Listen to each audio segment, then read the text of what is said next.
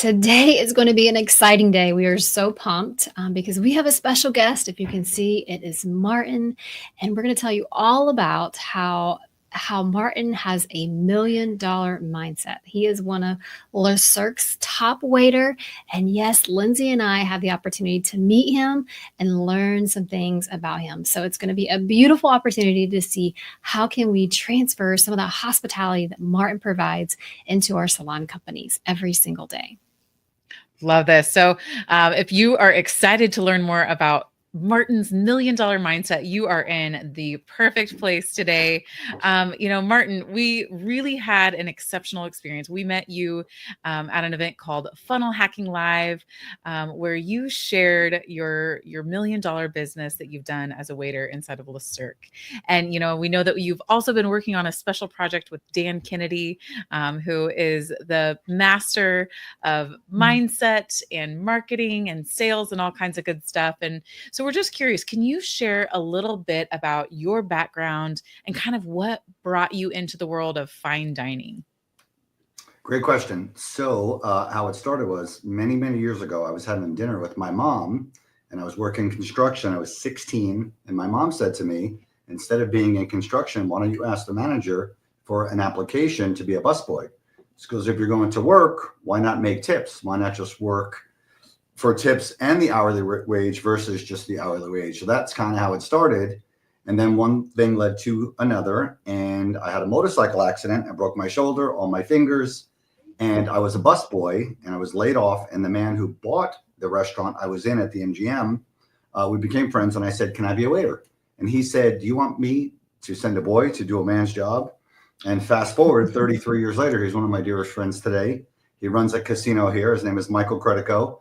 And that's kind of how it started. And he gave me my shot. Wow, that's incredible. It's amazing. It's always so fun to hear how people got into the industry, and what we think is really exceptional about you, Martin, is that, we know that earning 7 figures or bringing in, that 7 figures as a waiter is unheard of for most people. And so we're just curious, like, what mindset do you bring to work every day that allows you to perform at such a high level?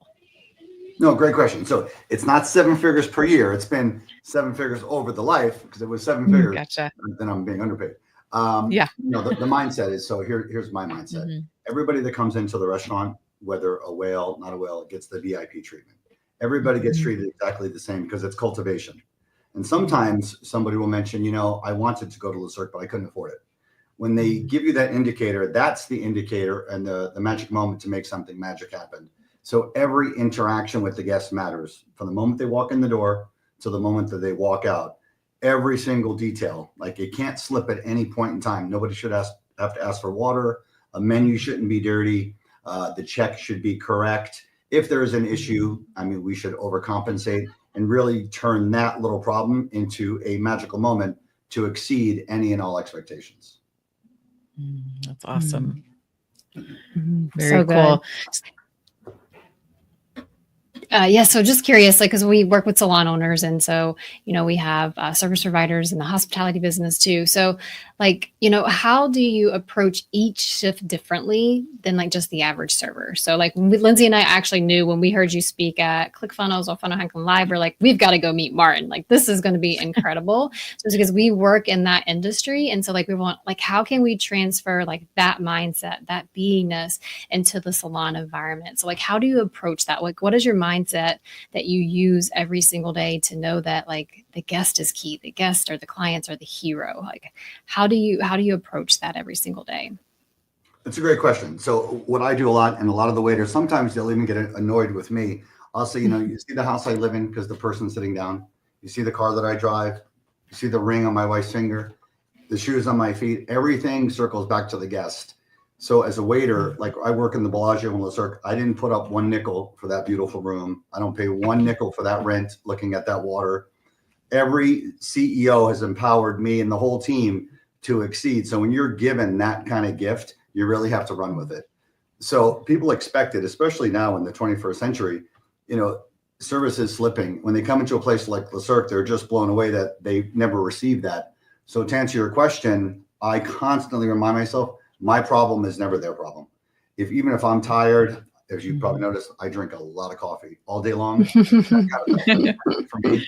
So what I do, I remind myself that this is about them. The 2 hours that we have together, everything needs to be special. If that means changing something, if that's an allergy, even if they're having a bad day, that's still, the onus is on me to turn them around. Even if somebody's tough, most people will either apologize or circle back. So to make them feel special for that time, part one. Part two, it can never slow down, because what happens, especially in my industry, people start to just kind of become complacent. And that's really kind of the cancer of the whole thing. You can't slow down, and it has to be a constant reminder. We do it during the pre-shift, and it's constant, just reinforcing that we're here for the guest. And that needs to be first and foremost all the time.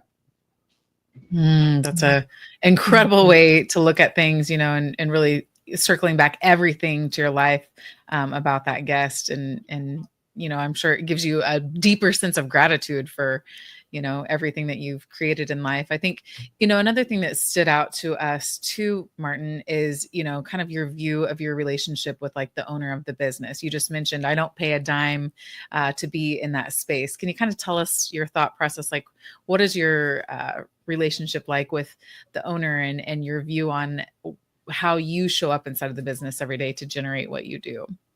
No, great question. So what's really interesting is, so if they see me, the owner, so really the hotel and the corporation runs that restaurant. It was a family, now it's run by the hotel. But if they see me anywhere outside of that restaurant, they know, because the high level of trust, either I'm going to do something for a guest or I'm going to get something for a guest. So to expand on that, like if I see something on the floor in the casino, I'll pick it up. I'm a union employee. I don't have to pick up anything, but I treat it as if my own. So they know that the trust between me, the vice president, the CEO, the president of the hotel is rock solid. They get cards from me. They get books from me.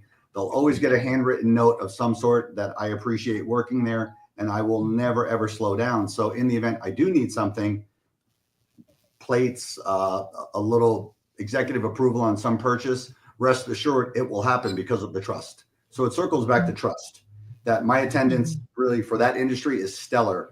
They know that I don't miss work. If I'm not there, something is seriously wrong in the universe. Yes. Speaking of work, how many days of work have you missed, Martin? 0. 0. Yes. And how many years have you been there?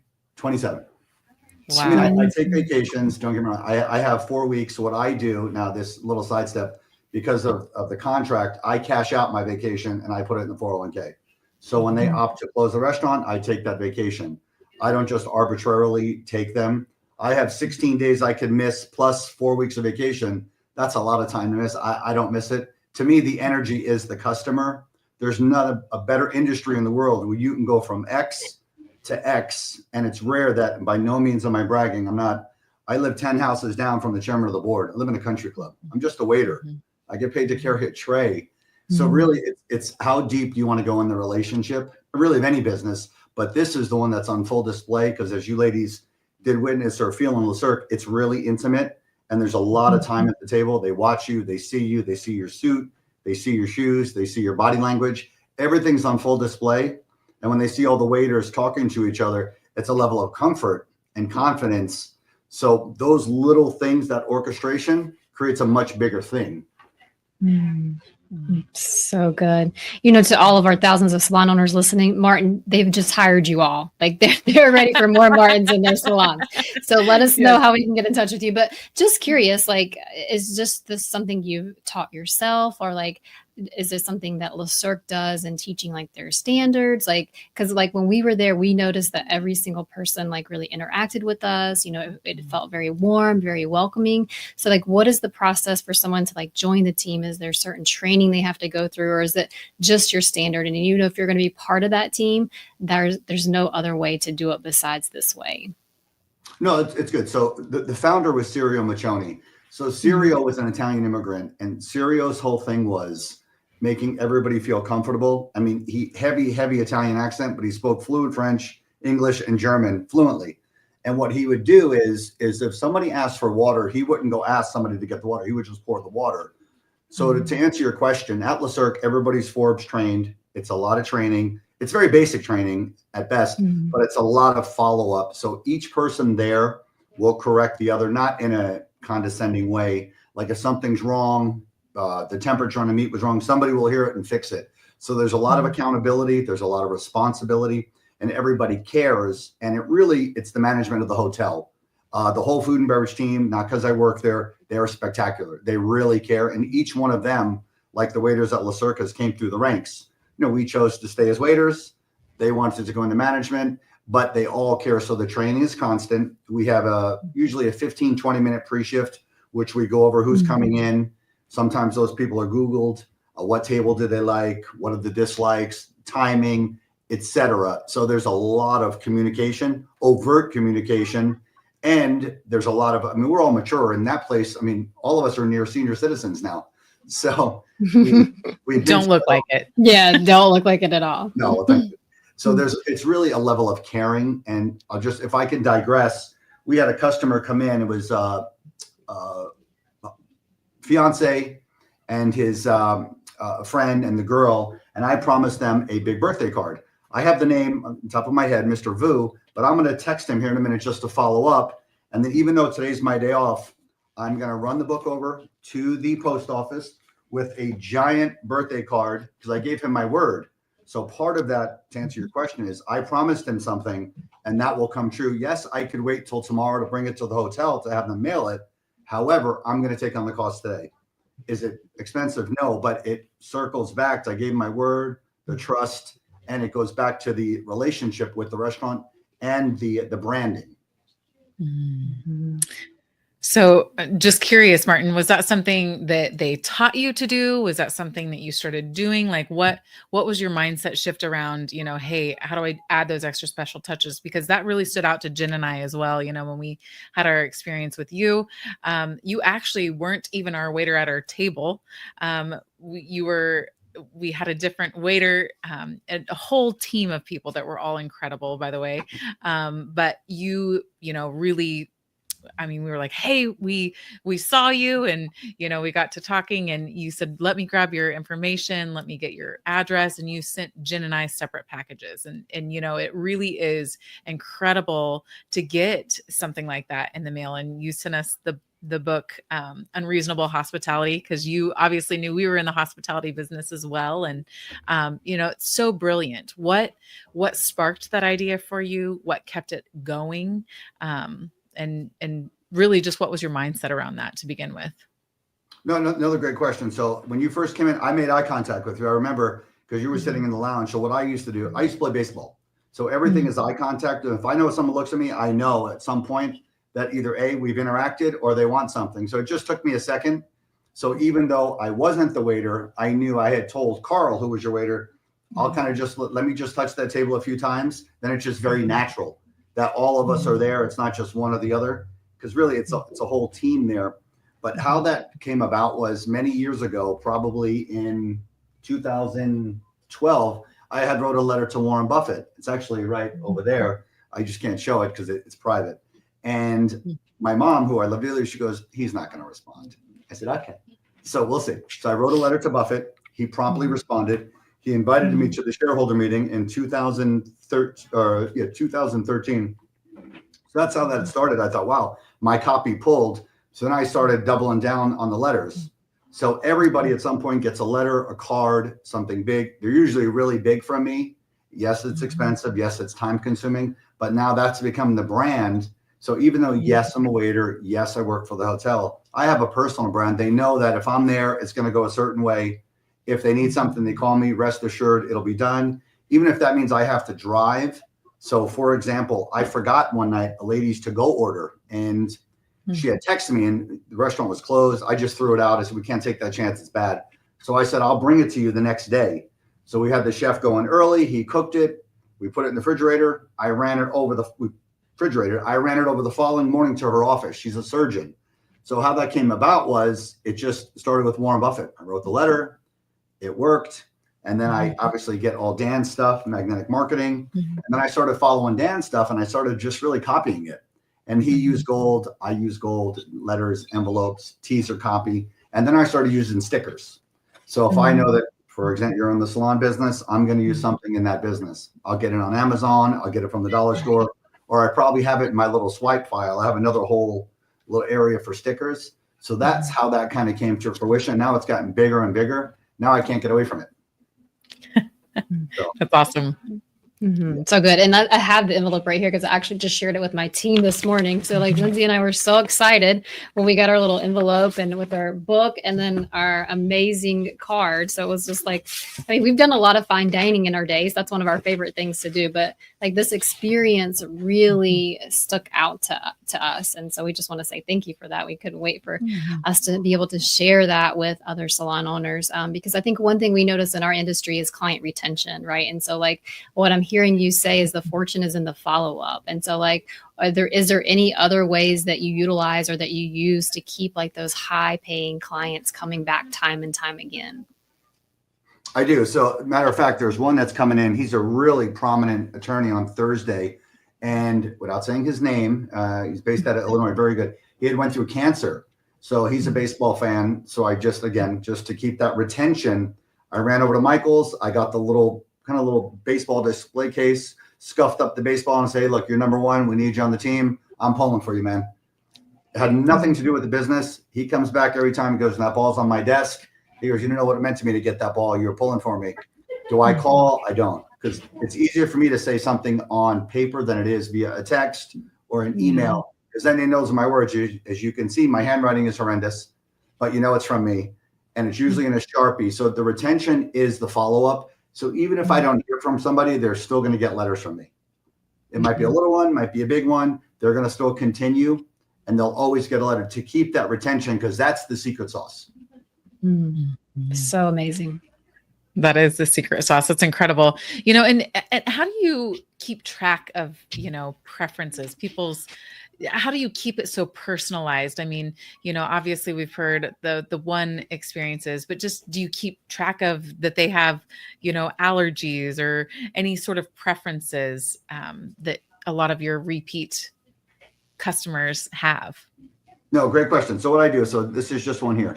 This is a woman that came in, very nice senior citizen out of Florida, Boca, and a little intimidated by the restaurant. So I just knew that she liked chocolate. So she went to the show. She came back to give me her card. I fired off the letter.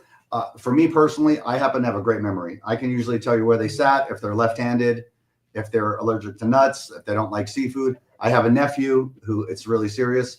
And when I played baseball locally, I came from the same program as Bryce Harper, that if you were on the bench and Coach Thomas asked you anything about that player, if you could not answer when he looked at you, the whole team would run. So that started when I played baseball from 1985 to 1991 when I was in middle school and high school. So the memory started. He used to tell me, be present all the time, pay attention. So it just started, and then it just became a thing. Like, I remember the phone numbers. I remember what table they like, where they sit, because when someone hands me 100, 200, 2,000, that's a real big deal. And that requires a lot more attention. That means I should remember the little things. Like, I might send him a shoe that's as big as Shaq's shoe, and I say, look, I got really big shoes to fill. I just put the shoe in there. I just want to say, and I know that I did it. I know he's going to do that. So it's the little things. Like, so to answer your question, I'll get a card. I'll write something on it. I'll write something on my own card. If I have a copy of their check, I'll write the check. I'll keep a copy of it, and then I'll just write something on it so I remember, and I'll just keep it in my pocket. And then I have a little notes and spreadsheet on the computer that if I need the address, because I can't remember all the addresses, but most of them I have, I could tell you the street or the first number of the address. Wow, so good. Incredible. So good. And I remember when you were speaking to us that day at Funnel Hacking Live, you mentioned one of the tips that you got. I can't remember exactly the number, but I think it was like 23,000 the first day, and then maybe they came back a week later and it was a certain amount and a certain amount. So like, tips are big in the hospitality industry and the salon industry. They're really big for us too. And I've even had team members that no longer are here, but they've said, wow, she didn't really give me a big enough tip. And so like the conversation we have to have is like, well, what value did you give them? Because if you truly give them that value at the end of the day, they're going to want to return that favor. So like, can you just tell us about your biggest tip or a great tip story that you remember that you received? Yeah. So the story I told, so when that individual came in, the tip was 23,000. And then it Okay. came the following night, it was 10,000. And then Oh, it the came the following following night. night, it was 5,000. So what I do with the waiters, and again, they know I'm notorious for, first you have to practice gratitude. You know, Yeah. you can't expect $23,000 every night. The average, like in anything across the board, is spectacular. So I'll say to one of my colleagues, just being sarcastic, I'll say, you know what's funny about you, man, is that you'll, excuse my language, you'll bitch and complain about a tip, but when someone's overtly generous, you don't say anything. So how can the lesser tip be more? So really, it depends. So now he won't say, when I'm present, he won't say a word about anything, because you can't expect someone to give you their mortgage or their 401k or their house. You know, maybe they can't afford it. Maybe it's a credit card. But if you look at the averages and you teach them, you know, to manage their money effectively, because really it's about the average. If you want to go with a good average. So for example, at Le Cirque, it's probably north of 25, 26, maybe 27, maybe even 28% return. That's a damn good return on time. But that takes a lot of education and time, you know, and getting people to come back. They don't just come back because they come back for either the service or how you made them feel or the little things you did. Like, for example, we don't serve French onion soup. People want French onion soup. If they are really hell-bent, we'll go get it. But that being said, we'll reciprocate with the other restaurant. We'll make sure we acknowledge them and the guest remembers that. And then we'll say something subtly, sorry, it took an extra second, which it didn't, but we went to get it at another outlet. So now we're just planting the seeds. We're not saying we did you a favor, but sorry, it took just a second. So we're kind of reversing the psychology on it. So it's a fine line of teaching people to be gracious and practicing gratitude. But I would use the story as the waiter saying, hey, listen, if you just go with the average and you treat them right, look at it over a 6-month to 12-month period and look at the return then. Look at your bank deposits, because that will be the indicator. What I say in a restaurant, if one shift in a restaurant or one client or one person is going to make or break your day, you got a much bigger problem. Amen. Yes. And, you know, I think too, what stood out about you is, you know, you made all these deposits into us before we had even made any deposits into you. And so I think, you know, that's just such a unique mindset. And, you know, I'm just curious, if a salon owner or a beauty professional wanted to position themselves as Martin or Le Cirque of our industry, what would you say is the first step that they should take? Again, another great question. I mean, and I don't just say it. The first thing would either pick up some book on hospitality or go to a place that really practices hospitality. The first interaction with the person is everything. The way they're greeted at the door. If for in your business, I mean, personally, when they sit down, are they offered a bottle of water? Are they offered a coffee? Littlest things to make someone feel comfortable, even they may, you know, decline, but to make them feel comfortable. And then to cultivate that relationship, how are they followed up with? Is it a thank you card? Is it a text? I mean, the text is really informal, but a handwritten thank you card going out at the end of the day, inviting them back, offering, you know, some other service. So my wife is kind of indirectly in your business. She does the nose hair waxing and she always does something gratis and everybody comes back to her. And she's very soft-spoken, almost a little shy, but she's like an assassin with the checks. And I mean, like, she tells me some of the checks. I'm like, oh boy, wow, that's a good business. So it's really, again, if I had to impart one thing, it's how you make them feel upon the entry and upon the exit. But the interaction throughout, if any point in time they feel the condescension or the sighing or the huffing and puffing, that's a whole different conversation. How you make somebody feel. That's like when you really have to sit down and say, maybe this is the wrong business. Maybe this is not working. You know, because you can't expect from somebody. And my dad used to tell me, you know, he didn't drive and I would drive him and I was late one day and he goes, it's not the guy in front of you's fault that you're late. And he didn't say anything else after that. And I just kind of said, wow, that's right. And even in the restaurant, you know, it's even if something's wrong, if there's a mistake, I always say, oh, my fault. I wrote it. I wasn't paying attention. They know it wasn't my fault. But at that point, we have a relationship. And I always tell the chef at the same time, let's just make another one. It's okay. Now they come back. So yes, we lost on the chicken or the steak or the Wagyu, but they've came back infinitely more. So you start weighing the scale, which is it worth? So if you could dive deeper into the relationship with the person, you know, if I can just touch on one story, my first consulting gig, a friend of mine owns a yoga studio here, Bikram. It's since closed. And she goes, can you just take a look at it? And the very first thing I did is I called and the girl who answered the phone hated hot yoga. And I was like, there's a problem. She doesn't like the place. you. And she doesn't like the fact that you're making her be the janitor, the person answering the phone, and the salesperson. And she just kind of looked at me, and she's very successful. And she goes, wow, I never even thought of it that way. I said, she hates yoga, and she's no disrespect. She's not fit. Doesn't want to be in this industry. She doesn't like beauty. She doesn't like vanity. It's almost repulsive to her. And said, no disrespect, but she's the wrong person for the job. I mean, she's hurting your business. You could just tell right off the bat. As soon as on the phone, I was like, oh, she doesn't like it. Made me feel like, well, I don't want to go there. And that was kind of the first tell, was a person answering the phone. So I think the first interaction and the last and everything else in the middle is kind of the key. So good. Yeah, we could listen to your stories all day. What a remarkable idea. Just the salon owners, we do that all. We like to call salons just to see like what it is like when you call the salon, because it gives us a lot of feedback on like, what can we do to be better? So with that being said, success can be defined by so many factors, but like, what's the best piece of advice that you could give or that you've ever received about success or being successful? Oh, that was great. A couple of them. Number one is be really well-read in everything. So when I'm done here with you ladies, I'm going to head down to my coffee shop. I read the liberal papers. I read the Wall Street Journal. I read them all. I kind of follow Dan's stuff, so I can pretty much tell you what he's writing because I'm in his head. And then tonight, I'll go back over magnetic marketing. And then with the cereal book, I'll go back over kind of the concept of not just being a restaurant, being a club. So for success really is just showing up. You have to show up. You got to show up in a big way. Like my theory is dress down Fridays. It looks terrible. Like if they see me in my gym clothes at the restaurant, their reputation's out the door. They cannot see that. Like even in the hotel, they know that I sit in a certain way. They can never see me anything other than in my tie because they look at me different. And they know that I was a dishwasher. They know that I came through the ranks. Always talking about attendance. So most people won't even come sit with me because they know that I'm not going to talk about missing work. I'm not going to talk about debt. Usually there's a book in my hand. So they know that the people I'm talking to are the ones that are in the same mindset. So surrounding yourself with the right person, the right environments, obviously like you ladies. As soon as I looked at both of you when you sat down, I knew. It just took me a second. And that's when I told my colleague, I was like, raise the bar. You got to keep raising the bar. And that across the board is really kind of the secret sauce as well. Kind of to the success. It's just you can't slow down and you can't be complacent. Love that. So good, Martin.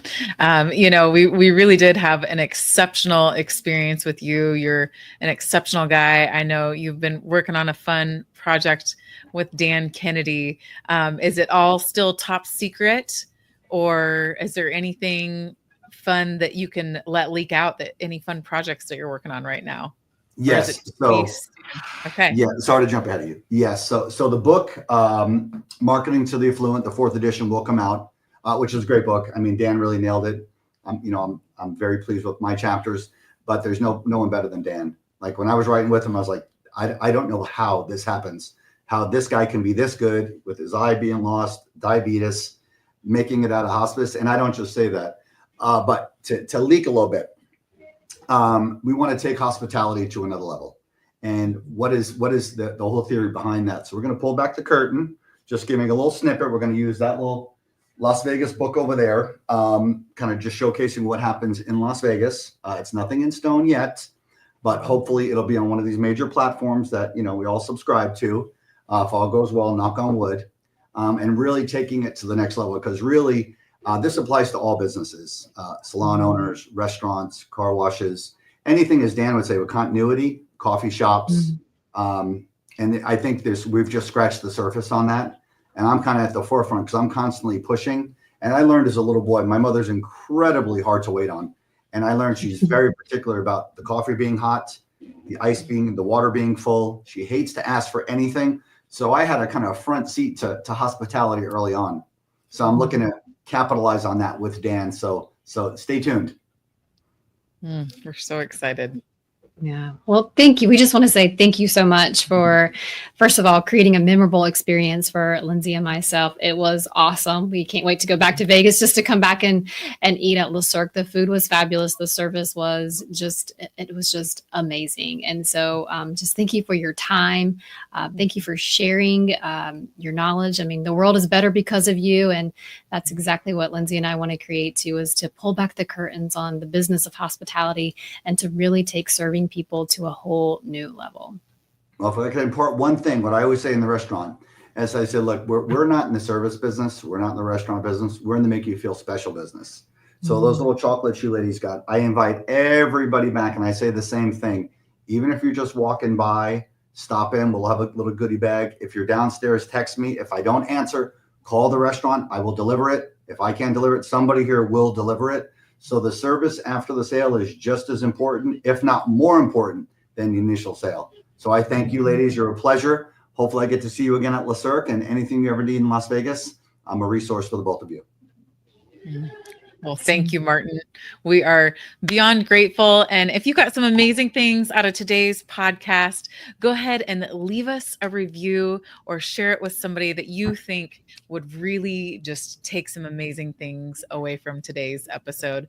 As soon as Martin's book comes out with Dan Kennedy, we'll drop that in the show notes as well. It really, truly was a pleasure to know you. And we can't wait to continue our relationship with you, Martin, and just really revolutionize the hospitality industry forever. So thanks so much for joining us, and thanks for tuning in.